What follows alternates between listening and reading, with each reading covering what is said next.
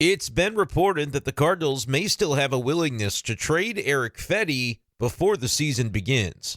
With several pitching prospects knocking on the door of the big leagues, would that be in the team's best interest?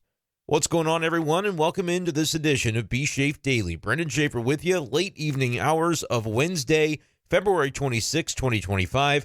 Tonight on the show, we are talking about the rumors, the report that the Cardinals may still be open to trading Erick Fedde before the start of the Major League Baseball season. The reason it's so interesting as a possibility is because the Cardinals have, over the past few days, seen multiple starting pitching prospects have their opportunity in Grapefruit League play and pitch pretty well. Both of these guys, we're talking about Quinn Matthews and Michael McGreevy, exist outside the on-paper top five coming into the spring camp for the Cardinals in terms of starting pitching depth. And the top five for the St. Louis Cardinals in terms of the rotation is really a group of veterans, incumbents that have been involved in the roles in past years. So for the Cardinals to really be able to move forward and expedite this transition period where the team is going to give runway to younger players to see what they have for the future, would it not make sense on paper, at the surface, in theory, to open up more spots for some of these ascending pitching prospects to make sure these guys are in the rotation day one? I think that's the premise behind why Erick Fedde would be potentially on the trade block. And to be clear, I don't think from Derek Gould's report that the Cardinals are open to trading him, that the Cardinals are out there shopping Erick Fedde actively. It seems like if teams are calling about Erick Fedde, the Cardinals are going to listen. I think that's always been John Mozeliak's policy, though, when it comes to trade talks, is we'll always listen. It doesn't harm anything to listen. But would the Cardinals actually be willing to pull the trigger on a deal before the season begins? They have talked openly about, when asked about the notion of having space in their rotation for guys like McGreevy. They've talked openly about wanting to maintain that starting pitching depth that they have, the veterans ahead of the youngsters, because they know that at this point in the year, and really at various points in the calendar, you are susceptible to losing guys to injury. And they want to be protected from that. And you might say, well, why does it matter if the Cardinals are rebuilding anyway? Why do they want to? But be careful. Once again, the Cardinals are not rebuilding. I know that has been a common trope this offseason when talking about this team, but they've been very clear. We're not in a rebuild. And they've even gone away from using the term reset. That was one that they had bandied about previously, but more recently, Mozeliak has used the phrase or the word transition. It's a transition year. But within a transition year, as I have tried to tell people on the podcast all offseason long, the Cardinals are still making it their aim to win as many baseball games as possible. They are not coming into this 2025 season certainly not from a field staff and a player perspective in that clubhouse, with any less of an emphasis on trying to win as many games as possible. That has not changed. The front office has made decisions that don't necessarily serve to maximize priority number one being win a World Series this year. And ownership, I certainly think, is at the top of the list of entities that have positioned themselves to say, we've got other things that we're worried about right now, more so than maximizing the Major League roster. Because when you look at the offseason moves that the Cardinals have made so far, they have not brought back Paul Goldschmidt, not brought back Lance Lynn, not brought back Kyle Gibson, let Keenan Middleton walk, let Andrew Kittredge walk. Those were some of the free agents that were due some money if you were going to bring him back. They all made a decent chunk of money last year. Even Keenan Middleton in the range of $5 or $6 million. Didn't end up pitching for the Cardinals, but was under contract, had the injury. The Cardinals didn't bring any of those guys back. Now, that was pretty well ownership-driven, I think. But then you can kind of extend it out and say, beyond that, beyond the service of lowering the payroll through those non-moves, is there anything else the Cardinals could do to further the goal of maybe a decreased payroll, but also getting runway for these young players? And everybody had circled and sharpied Nolan Arenado's name as being one that they could move to be able to facilitate further toward that end. And they tried. They even got a deal done with Houston. Arenado blocked it. The rest is history. He's still on the team. But even from an ownership perspective there, they, in every way that has been asked about it, whether it was back at winter warm-up or whatever the case would be, said, hey, do you need to further trim payroll? You haven't been able to trade Arenado. We know you wanted to. That would have been a pretty significant piece of breathing room for the St. Louis Cardinals payroll in 2025 to get that off the books, or at least a significant portion of Arenado's money. If the Cardinals had to pay down the contract a little bit of that deal, they were willing to do it. And it would have been a pretty nice financial incentive for ownership to be free from that contract. But now that it hasn't happened, and this was, again, getting back to the winter warmup when the DeWitts were asked about it, and John Mozeliak was asked about it as well, do you have to trade other players that are making decent salaries in 2025 in order to meet a payroll threshold? And the answer consistently has been no. Mozeliak said, no, I don't think we need to do that. And ownership said, no, that's not necessarily something we have to do. Could it have been a luxury to do it? Sure. But it would have come at the expense of the 2025 Cardinals. And would still. If we're talking about guys like Erick Fedde, we're talking about Ryan Helsley, who's making $9 million or so. Erick Fedde's making $7.5 million. Like, any such move would come at the expense of the 2025 team. And in various ways, you can look at guys like Steven Matz, Miles Michaelis, and say if they had been traded in the offseason, it would have been purely a salary dump. Try to get rid of as much money as possible. You don't care if you get a prospect back. You get it. You just take anything in return. Could basically take nothing in return. If you were going to trade Miles Michaelis and eat 15 of the $17.5 million or whatever, maybe the Cardinals would have had interest in doing that. If a team like, say, the Marlins would have said, we'll take Miles Michaelis because, you know, we're trying to avoid a grievance anyway with the MLB Players Association. We got to have a certain payroll because we are a revenue sharing team that benefits from revenue sharing. Like, there was a world in which that kind of trade could have gone down, I think. And that's just speculative. I have no idea if the Marlins would have been interested. And I have no idea if the Cardinals would have been interested in just basically paying Miles Michaelis to go away. My sense is no, because they've seen a couple of all-star campaigns for Miles Michaelis, and they're like, you know what, we're already paying anyway. We might as well see if we get something out of him. And we know that more often than not, the moment you think you have too much pitching and too much pitching depth is the moment that belief comes back to bite you. Right? So if you think, oh, well, we're too good with the young pitching prospects that we have coming up that we expect to ascend to the big league level this year, we're really too good to house Miles Michaelis on our roster and our rotation. So we'll trade him away. We'll eat the majority of the contract because we know that teams aren't going to be super eager to take on his money. And we'll eat a bunch of that money, but we'll also be free of whatever money we don't eat. And that'll be worth it to us because we've got Quinn Matthews coming, or we've got Michael McGreevy coming, or we've got Gordon Graceffo coming, or we think Matthew Liberatore can still be a starter. Like, I think the Cardinals are better positioned this year from a depth standpoint 6 through 9 or 6 through 10 on the starting pitching depth chart than they've been in very many recent seasons. When you get the further and further down that list, in past years it was like, I don't know if any of those guys are really ready for the big time. I think you can look right now and say pretty confidently, McGreevy is ready. I don't know how good he's going to be, but he's ready. Like, he's as ready as he's going to be. I think Quinn Matthews could use a little more seasoning, but he's close. He's really close. And maybe we see throughout the rest of this spring that he's closer than I even think today. If he is able to have a really sterling grapefruit league, we might be talking about, hey, he doesn't really need much time in AAA, if any, by the time you get to the end of March. I'd still like to see a little bit more, but I am very confident that we're going to see Quinn Matthews in the summer of 2025, and that when we see him, I think he's going to be effective at the big league level. I just don't think it has to be right now at the very beginning. As I sort of begin to lay the foundation and paint the picture of why I do not believe this is the time for the St. Louis Cardinals to trade Erick Fedde. That is my premise. That is my belief.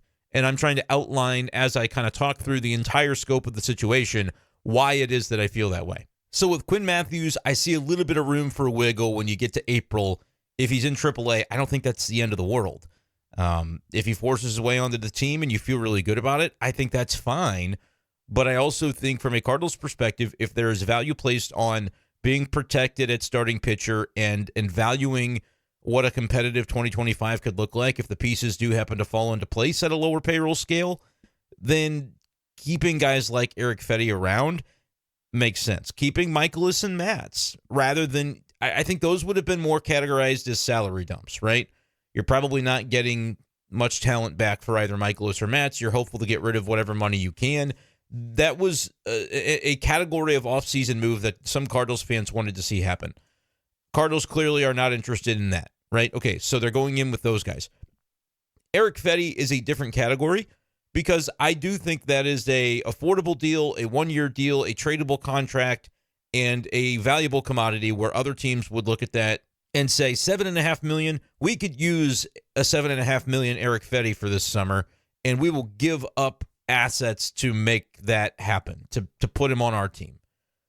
So when Arenado doesn't get dealt, you could have said, well, just dump salary any way you can because we need to get to a threshold, and we're not there yet. If that was the case, again, ownership has said not the case. We can go into the season with the payroll that we have. We don't have an edict that we have to drop any further. But if that was the case, you could say, well, Michael has matched just anything you can do to get some of the money off. Don't worry about getting anything back. That was one category of a trade. The other is the Fedde and Helsley category where, yeah, you can make these trades and you could probably get a nice prospect back. And in the process, you're going to take a little bit more of the payroll down. You're also going to decrease your chance to win in 2025, but you can try to thread that needle if you're convinced you have, especially in the Fedde case, if you're convinced you have a pitching prospect that's ready, and you'll be blocking him if you don't make this deal. The longer spring goes on, and the Cardinals try to determine, are we going to go into the beginning of the season with a healthy rotation? Are we going to have this group to where we don't necessarily end up having the room to bring on some of the younger pitchers right into the fold from the beginning of the year because we didn't experience the attrition to the rotation that we normally have? You can't possibly know that on February 26th or February 27th. In a couple of weeks, does it get more interesting, especially as other teams around the league do start to have starting pitching injuries because they are inevitable. If they just so happen to not strike your team, could it impact the way that you view the trade market and a guy like Erick Fedde? I guess that could happen for the Cardinals, but I got to be honest, I don't buy it. I don't think that the Cardinals are, again, actively engaged in trying to move this player, and I don't think right now is the best time to do it, personally. Because if you go into the season with a perfect scenario as far as health for Sonny Gray, Erick Fedde, Andre Palante, Miles Michaelis, Steven Matz, and that's your 5. And you've got Quinn Matthews, Michael McGreevy, Matthew Liberatore, Gordon Graceffo, not necessarily in that order, but all those guys knocking on the door to potentially be on your big league roster or specifically your rotation. If Graceffo pitches well, I will be very curious to see for both Graceffo and honestly Liberatore, what do they do if those guys continue to expand out and their next outing, they throw 3 innings and then 4 and then 5, and they find ways to keep building these guys up in spring as starters and they perform. What do? Do you send either of them to the Memphis rotation to be waiting in the wings? Or is that role going to be too far down the depth chart that with both Libby and Graceffo, you're like, dude, let's get these guys in whatever role we can into our major league team. And if it's the bullpen, it's the bullpen because they can help us win games right now. And they're both ready to be big league pitchers. Neither of them need more time at AAA. It would just be a storage system, I think, in either case, to have Graceffo and or Liberatore in AAA. And you've also got McGreevy and Quinn Matthews that you're trying to accommodate. I don't think Tim Kentz is part of this conversation. For those wondering why I haven't mentioned his name, he obviously struggled in the game on Wednesday. That's not specifically why I'm not talking about him. It's more of a long range. I just think he's going to need to build up the innings first before you can start to think about what a big league rotation spot would look like. And for my money, I'm not ready to say, he can be in consideration for a bullpen spot to begin 2025. I think that would be a detriment to his development. He's a guy that needs to pitch. And I would say keeping him on that starters rotation and regimen is the way to probably accomplish that. So he's not really a part of this conversation for me at this point, but we'll see what his 2025 looks like for sure and how the Cardinals want to proceed from there. But yes, as we get deeper into spring and if the event takes place that more of your starters remain healthy and the inevitable of an injury over the next month doesn't come to fruition, you do start to have some more difficult conversations and decisions, I think, with regard to how committed are you going to be to getting the runway for these young players on the pitching side. I think the Cardinals have been clear that a lot of that conversation has really centered around the offense and the position player group.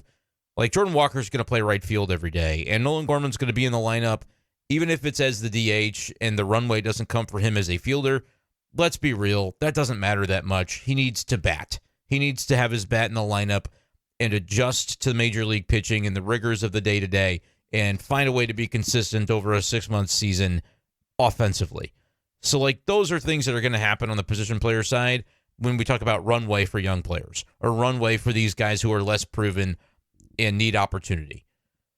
That's happening on the position player side. On the pitching side, it's more about, well, we kind of know the way things tend to go normally, and when guys get hurt, we end up having some players this year that we think can step in and do a nice job, and we can learn about those guys. And it is a very different dynamic, I think, from what they're doing on the offensive side and the position player side of things. But I also think because of the nature of injuries on the pitching side and the way that typically goes, it's okay to have a little bit of a different philosophy and be a little more prepared.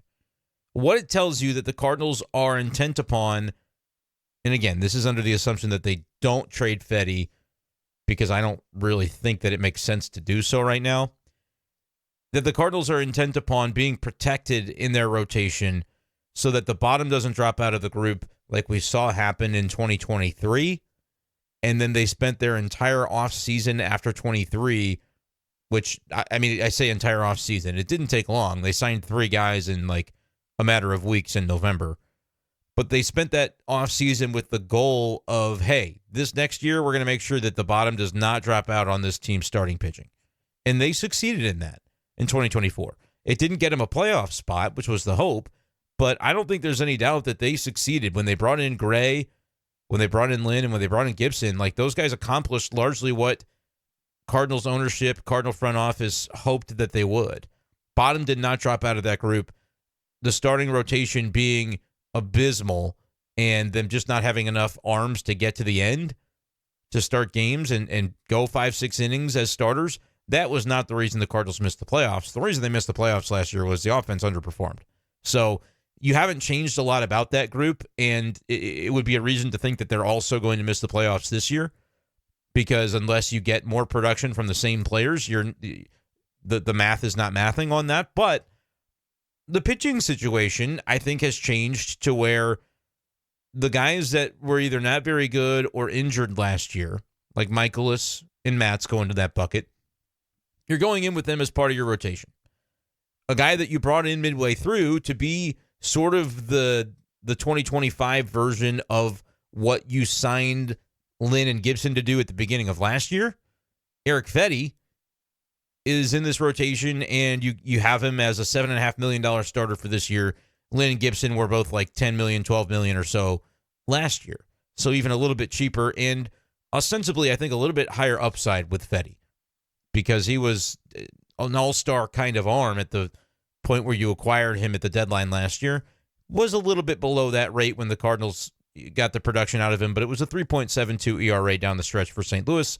And I think getting him comfortable, having a full year to, or a full offseason rather, to ramp up and be ready to go with the Cardinals, I think puts him in a position to be able to hit the ground running in 2025 and hopefully be, somewhere between all-star caliber with the White Sox and the very solid 3.72 ERA he had with the Cardinals. If he could be a 3.5 ERA guy, I think you more than take that and you get your money's worth for sure. But that's a guy you have in the rotation to go along with Sonny Gray, and I think an Andre Palante, who is primed to have another really solid season. He was very good as a starter for the Cardinals last year. That's a 1-3 that you actually feel pretty good about, as we're kind of saying, well, relative to 2024, what's different about this team that makes you think the Cardinals still have a reason to be invested in what it would look like to be a contender and win? Because they're certainly not doing it financially with the payroll, but with the players that they have, like, is it a reasonable expectation or a hope or a goal to still be invested emotionally in, hey, this team could be pretty decent. Let's not tank it. Let's not make a trade like a move Fedde just to clear a little payroll and maybe, like, you could say, well, the Cardinals should, and there are people who feel this way, the Cardinals should trade Fedde, and they should even trade Helsley, and they should do it now, because if you wait and try to thread the needle of trading them at the deadline, you might end up getting nothing for them because they could get injured and they could be not pitching well, and the time could come to move them in July, and they're not, their trade value isn't there because of an injury or something like that. But that mindset, to me, is the way people talk about this Cardinals team when they believe that the Cardinals have zero chance of being competitive in the Central this year, and they shouldn't worry about the difference between winning 70 games or winning 75 or winning 80 or winning 85 or pushing for 87 or 88 in a potential wild card or a division championship in a world in which the Central is down in 2025 and 87 or 88 might get you there. Like, that's a very black and white view of what this season's going to be, and I'm not saying it's wrong.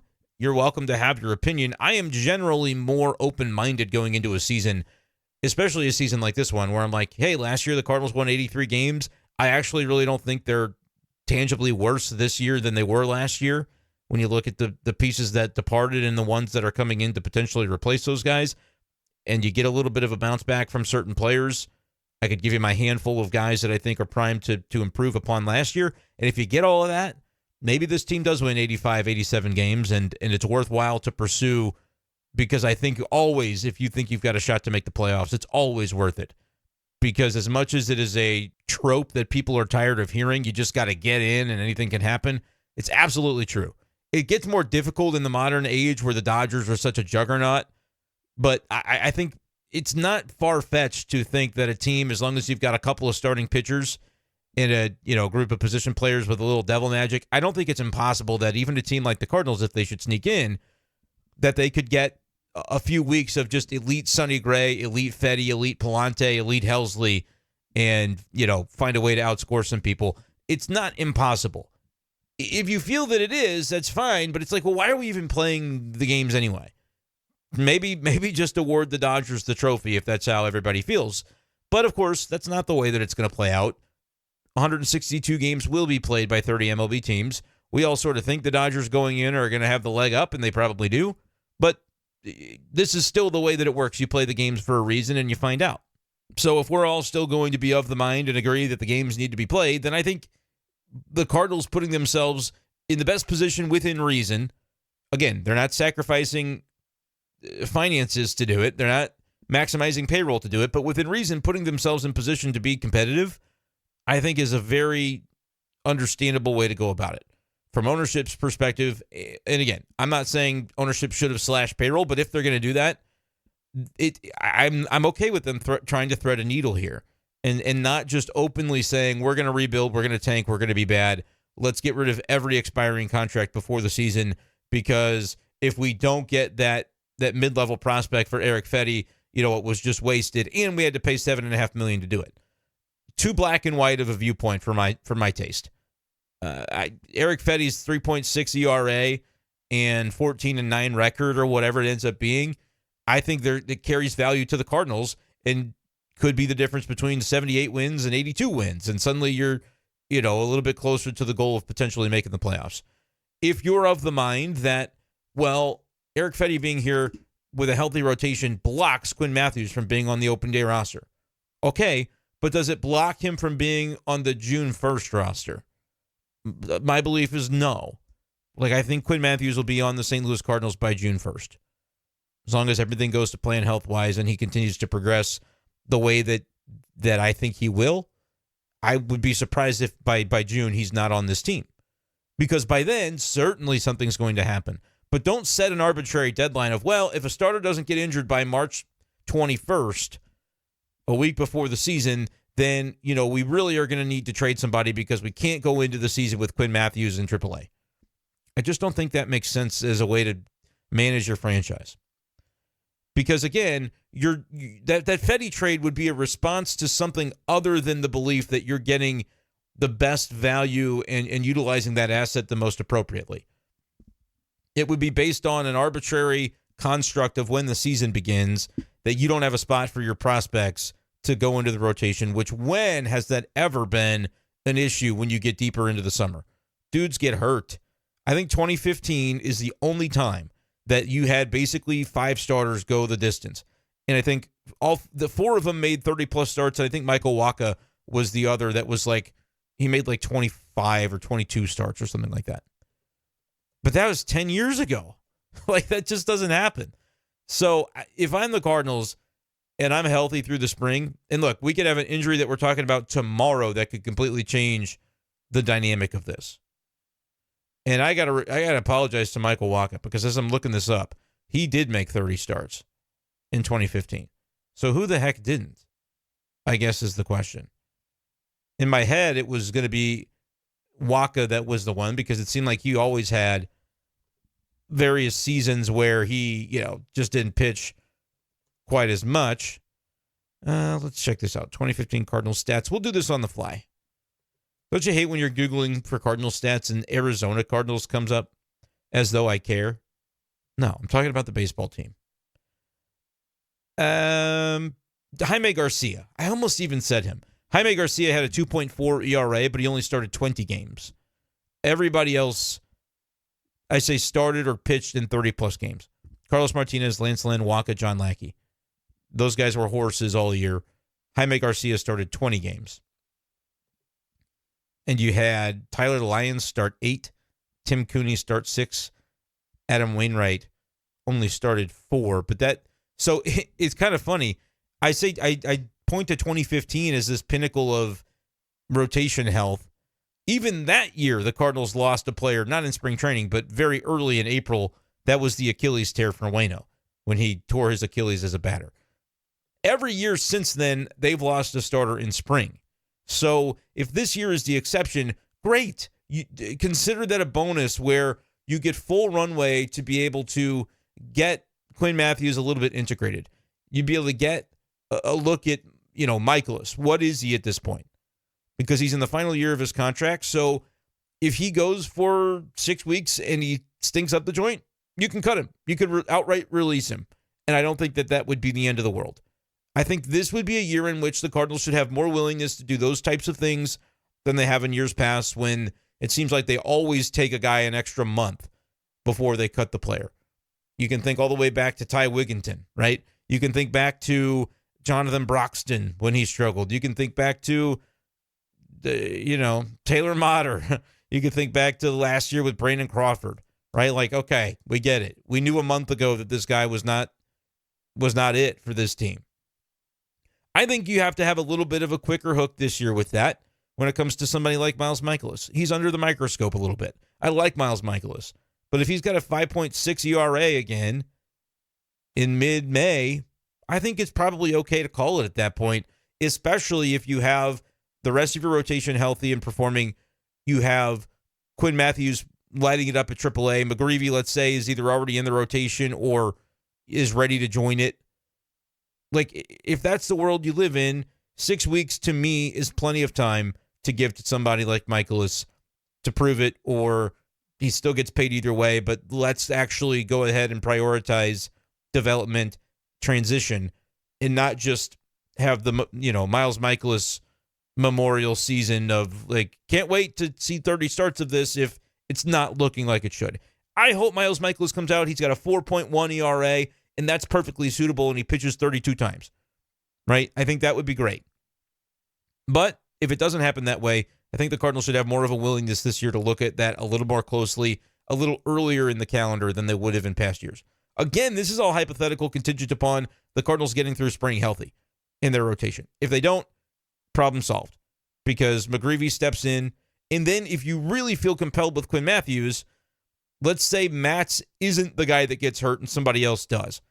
So McGreevy gets a spot that way. Matz goes into the spring. He's looking okay, but Quinn Matthews is just, you can't ignore him anymore.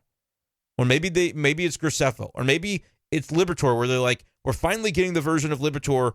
Every time he's pitched in spring, even when he's going 5+ innings, he just looks so dynamic, and he's sustaining the velocity for 5 innings, which has been the question in the past of whether he's a starter or reliever. Can he sustain that upper 90s, mid to upper 90s velo? And if Libby checks all those boxes, far be it from me to say that, Steven Matz should be blocking him. Steven Matz goes to the bullpen. Like, I think that there is a world in which the Cardinals could do that. So there's a couple of avenues to getting some of these guys opportunities that don't include trading Erick Fedde. Because to me, the moment you trade Erick Fedde, you potentially put yourself into a situation where you didn't maximize his value compared to what you could get for him in July. If the Cardinals are 5 games under in July and Fedde's pitching like he did last year, teams are going to be more desperate at that point in the calendar than at this point in the calendar, in my opinion, to give you something of substance for him. The same is true of Ryan Helsley, especially because this offseason we just didn't see relievers get valued in that way. I think Nestor Cortez from Devin Williams was a good barometer where, yes, the Brewers also got a prospect in that deal, but not a like high-profile one. And Devin Williams is, if not on that Helsley tier, he might even be a tier higher. And you got 1 year of Nestor Cortez. Like, it's the prospect capital was not there in that market this offseason. So the Cardinals very early on, I think, said, look, we're probably holding on to Helsley unless we get somebody knocking on our door with a big-time offer. And I think that's the right decision. Is it risky? For sure.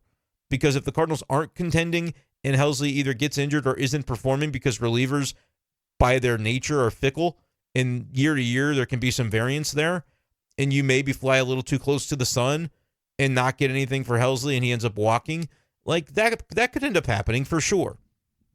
But also what could end up happening is, A, Helsley pitches really well and therefore helps the Cardinals be in contention by July, and everybody's happy because we have compelling Cardinals baseball to talk about and write about. Or Ryan Helsley pitching really well, Cardinals are 7 games under 500, it's very clear that, they're not interested in an extension with him. He's the most high-profile name traded at the deadline, and you get multiple top prospects or top 100 names for Ryan Helsley because somebody sees him as the final piece to win them a world championship. That could very well happen. Could it go the other way? Of course. We always could come up with infinite number of hypotheticals. Helsley could get hurt and the Cardinals could be out of it and they could be kicking themselves wishing they had done something in the offseason. But we're comparing that to a hypothetical trade that has not come to fruition because it has not fallen on the Cardinals' doorstep to have Ryan Helsley traded for somebody of great renown, whether it's a prospect or whatever the case might be. It's kind of how I feel about the Fedde thing too. I just don't think those types of deals were coming out of the woodwork, because if they were, we will see one happen for the Cardinals, because I think they would be open to it, especially if you get a little deeper into March and you see, you know what, Graceffo looks like a dude. Libby looks like a dude. And they were number 3 and number 4 on the list of prospects like McGreevy and Quinn Matthews coming in that we thought we would have to maybe make room for. And so we probably could move Erick Fedde. Like, I think that's something that could inform that conversation, is if a bunch of those guys from your starter group behind number 5, Matthews, McGreevy, Liberatore, Graceffo, if they all look like nails and like they all need a rotation spot, then you're like, our depth is better than it has been in past years. We can afford to move Fedde. And look at that. The Mets have too many pitching injuries, and they offered us a prospect that we actually have had our eye on for a while, and so we'll make that deal. That's the circumstance in which I think the Cardinals making an Erick Fedde trade in the month of March makes sense. But that's a fine line to walk. Talking about having all of those young pitchers ascending at the same time and demanding inclusion in the starting 5 to begin the season. And another team having a good player to offer you because you're not doing it just to cut payroll. I don't think that that's something that you need to do with Erick Fedde. If the Cardinals wanted to do that, they never really needed to acquire him in the first place. They acquired him, to me, because his money matched what Tommy Edman was going to be due in 2025 in a position group that's more valuable to the Cardinals because they wanted to be protected at starting pitcher. So that's sort of my long and short of why I'm not really seeing the benefit for the Cardinals in trading Erick Fedde right now. Yes, on paper, it would make it a lot easier to get more of these types of guys in. And maybe when you get deeper into March, it becomes more of a case where that should be prioritized because, yep, Graceffo is going to be able to handle a starting role in the big leagues. We weren't sure that he was, and he was kind of on that borderline, on that fringe. But now, man, he really looks like he's nails, and you got to find a way to make sure you don't block that guy. If you have so many of those that the Cardinals, I mean, if that's the case, suddenly you're really in a position where the Cardinals could be a threat in the Central more so than I think people believe now. If multiple of those young pitchers end up ascending at the same time, this could be a really fun summer. But, like, I still think that's a little bit wishful thinking to think that all of them are going to be ready to go at the same time. I think that a number of them certainly could be, and right now all of them do look like they're having pretty good starts to the spring, from Graceffo to Libby to Quinn Matthews to McGreevy. But let's wait and see a couple weeks. And maybe that's what the Cardinals plan to do with the Fedde situation. But I think for a team that still does care about winning, even if the ownership moves and the front office moves haven't maximized their chances to do it, they still place a value and a priority on being a competitive team this year. Unless you're getting just a really nice piece for Fedde that you've been eyeing, I don't think it's a deal you have to make. So I'd be surprised at this point if the Cardinals do move him. But again, the desperation of other teams around the league, as much as the Cardinals with Arenado have not been in a position of strength and they don't have the leverage, I think with the Fedde thing they do. Because I do think that more so than in past years, they've got young pitchers waiting in the wings that you want to find out eventually if these guys can sink or swim. So to be able to know you can fall back on that with each passing Grapefruit League outing that some of those guys have that are positive, you get even more comfortable and confident with the notion of potentially, we'll listen on Erick Fedde because these other teams that have higher expectations right now than the Cardinals are going to maybe get a little bit desperate as you get deeper into March. We'll see if that happens, but if I'm the Cardinals, I don't jump at the first offer. I'm waiting and saying, look, we can very well keep Erick Fedde and feel very good about either what he can bring to our rotation or what we can get for him in July if the first 4 months of the season goes the way we think they can. Let me know, Cardinals fans, how you feel about this one, because I think I'm coming down on this one differently than a lot of folks in Cardinals Nation. Because there are a lot of folks who see it black and white and they say, nope, this team cannot be competitive this year. Therefore, don't waste the $7.5 million on Fedde. Don't waste the potential to get a prospect for him. Make those moves now. Trade the expiring contracts. People feel that way. I think it's more of a gray area than that, but let me know in the comments what you think, and make sure you're subscribed to the YouTube channel or to b-schaeff Daily on Spotify. Spotify, we're getting those numbers up a little bit, little by little. It's not quite the level of YouTube, but I think maybe closing in on 700 Spotify followers, which is cool. I think we have a bunch on Apple Podcasts. I can't view them because Apple Podcasts to me is bunk with the analytics. It's fake. They don't tell me the information that I need. I don't know why that is. It's just always been the case. But that's neither here nor there. Bottom line, make sure you're locked in on b-schaeff Daily and Sports Hub STL as we get into a little bit deeper into the spring training season. We will continue to cover the Cardinals with daily podcasts and live streams coming more often as well. Thank you guys so much for indulging me on this Erick Fedde conversation. I really do like Erick Fedde, and I hope he gets a chance with the Cardinals this year to kind of show a little bit more of what he's all about. But if they trade him, we'll be here talking about that too. So equal opportunity. But thank you guys so much for listening, and we'll talk to you next time on b-schaeff Daily.